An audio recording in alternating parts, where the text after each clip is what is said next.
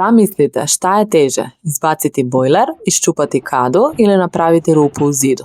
Mi smo probali sve. Ovo je samo zagrevanje. Ajmo da dovršimo rušenje velikog kupatila. Na redu pločice. Dobrih 3-4 dana znoja i prašine. Kada je sa druge strane bila uzidana armiranim betonom, tako smo zid bukvalno ogulili na pola cigle. Nego rešit ćemo mi to. Spremamo se i da se oprostimo od WC šolje i umivaonika.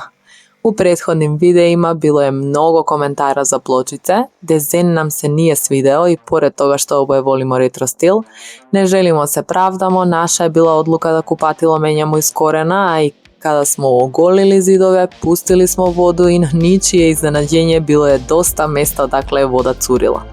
Tako da je svakako mnogo pametnije da ako renovirate kupatilo počnete od nule.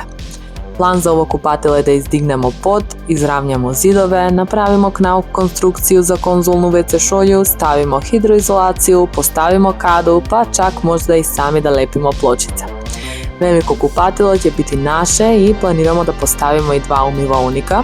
Već smo izabrali pločice, ali još mnogo toga u sljedećim videima. Za najbitnije zovemo majstore, a to je vodovod i struja. Ako vam se svideo naš sadržaj, ne zaboravite da nas zapratite. Pozdrav!